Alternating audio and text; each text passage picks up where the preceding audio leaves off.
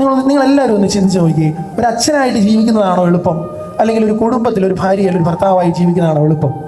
അപ്പം നിങ്ങൾ ചോദിക്കുക, എന്തിന് ഞാൻ അങ്ങനെ ഉത്തരം പറയും? നിങ്ങളെല്ലാവരും അച്ഛന്മാരല്ല, ഞാൻ കുടുംബത്തിലെ ഭാര്യയല്ല, ഒരു ഭർത്താവല്ല. അപ്പോൾ പലരും തെറ്റിദ്ധരിക്കുക, അല്ലെങ്കിൽ പലരും ചിന്തിച്ചിരിക്കുന്നത് അച്ഛനായിട്ട് ജീവിക്കുന്നതാണ് ഇച്ചിരി പാടെന്നാണ്. അത് നമ്മളെല്ലാവരും അച്ഛനായിട്ട് ജീവിക്കുന്നത് എന്ത് പാടാണെന്നൊക്കെ എല്ലാവർക്കും അറിയാം. തീർച്ചയായിട്ടും നിങ്ങൾ അങ്ങനെ കരുതുന്നവരുണ്ട്.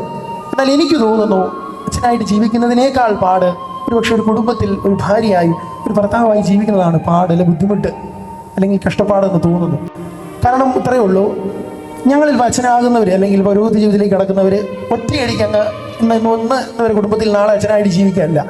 പലർക്കും 10-12 വർഷത്തെ പൗരോഹിത്യത്തിൻ്റെ ഫോർമേഷനും പരിശീലനവും പഠനവും ഒക്കെ ജീവിച്ച് ഈ പരിപാടി എങ്ങനെയാണെന്ന് അറ്റ്ലീസ്റ്റ് ഒരു തിരിച്ചറിവ് കിട്ടിയിട്ട് നീ ഓക്കെ ആണെങ്കിൽ അച്ഛനായ മതിയെന്നാണ് സഭ നമ്മളോട് പറയുന്നത്. നമ്മളോട് അധികാരികൾ അങ്ങനെയാണ് കത്തോലിക്ക സഭയിൽ വന്നൊരു ഒരുക്കം പൗരോഹിത്യത്തിൽ അല്ലെങ്കിൽ അച്ഛന്മാർക്ക് കിട്ടുന്നുണ്ട്. എന്നാൽ നിങ്ങൾ കുടുംബത്തിൽ എത്ര പേരുണ്ട്? ഇവിടെ ഇരിക്കുന്ന ഒത്തിരി പേര് ഭാരതീയത്താക്കാൻ നിങ്ങളൊരു 12 വർഷം പഠിച്ചവർ ഇങ്ങനെയൊക്കെ ആയിരിക്കും ഭാര്യ, അല്ലെങ്കിൽ ഇങ്ങനെയൊക്കെ ഭർത്താവായിരിക്കും എന്ന് പഠിച്ച് എത്ര പേര് കാണും?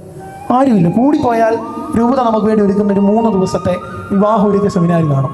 അതിൽ നിന്ന് രക്ഷപ്പെടാനായിട്ടാണ് ഒരുപാട് പേര് ശ്രമിക്കുന്നത്. അപ്പോൾ ഏതാണ് പാട്?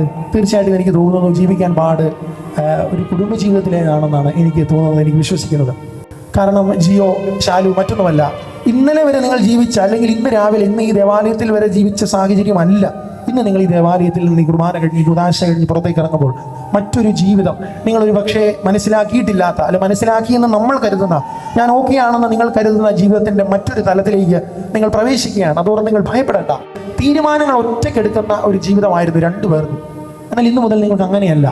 അപ്പോൾ അങ്ങനെ ഒരു പുതിയ ജീവിത സാഹചര്യത്തിലേക്ക് പ്രവേശിക്കുമ്പോൾ നിങ്ങൾ ആരും അതോർത്ത് ആകുലപ്പെടേണ്ട. കാരണം മനുഷ്യനെ സംബന്ധിച്ച് അവൻ എത്ര ഗ്രൂപ്പിലാണെന്ന് പറഞ്ഞാലും അവൻ എപ്പോഴും സെൽഫിഷാണ്. കാരണം ഞാൻ എപ്പോഴും എൻ്റെ സന്തോഷങ്ങളും എൻ്റെ ആഗ്രഹങ്ങളും എൻ്റെ ഇഷ്ടങ്ങളൊക്കെ നോക്കി ജീവിക്കുന്ന ഒരു സൃഷ്ടിയാണ് മനുഷ്യൻ. ആ മനുഷ്യനാണ് ദൈവം നീ ഇനി മുതൽ 2 ആകണ്ടാവുകയെ 1 ആയിട്ട് ജീവിക്കണമെന്ന് പറഞ്ഞാൽ ഇനി മുതൽ അവനവൻ്റെ ഇഷ്ടങ്ങൾ കുറേയൊക്കെ മാറ്റിവെച്ച് അവനവൻ്റെ താല്പര്യങ്ങൾ കുറേയൊക്കെ മാറ്റിവെച്ച് ഒന്നിച്ച് ജീവിക്കുമ്പോൾ അതിൻ്റെതായ ബുദ്ധിമുട്ടുകളുണ്ട്. നിങ്ങൾ പേടിക്കണം. കാരണം നിങ്ങൾക്ക് അങ്ങനെ ജീവിക്കാനുള്ളൊരു കൃപ ഇന്ന് ഈ ബലിവേദിയിൽ നിന്ന്, ഈ കുദാശയിൽ നിന്ന് നിങ്ങൾക്ക് കിട്ടും. സ്വർഗത്തിൽ നിന്ന് ദൈവം നിങ്ങളെ ഒന്നായി തീരാൻ ആഗ്രഹിക്കുന്നു കിട്ടും. അതനുസരിച്ച് ജീവിക്കാൻ നിങ്ങളും കൂടെ തയ്യാറാകണം. ഒന്നിച്ച് ജീവിക്കാൻ, ഒന്നിച്ച് യാത്ര ചെയ്യാൻ, ഒന്നിച്ച് സ്വപ്നങ്ങൾ കാണാൻ, ഒന്നിച്ചൊരു കുടുംബത്തെ വളർത്താൻ, ഒന്നിച്ച് മക്കളെയും കുടുംബങ്ങളെയും വളർത്താൻ, ഒന്നിച്ചൊരു കുടുംബമായി തീരാൻ ഇന്ന് നിങ്ങളൊരു ശ്രമം ആരംഭിക്കുകയാണ്. ആ ശ്രമത്തിൽ സഭ നിങ്ങളുടെ ഒപ്പമുണ്ട്. അതിനേക്കാൾ അപ്പുറം ദൈവം അപ്പുറമുണ്ട്. അവരെ മനസ്സിലാക്കാൻ, അവരെ ഒന്നിച്ചു പോകാൻ ഇന്ന് നിങ്ങൾ ആരംഭിക്കുമ്പോൾ ദൈവം നിങ്ങൾക്ക് അതിനുള്ള കൃപ തരട്ടെ എന്ന് പ്രാർത്ഥിക്കുന്നു.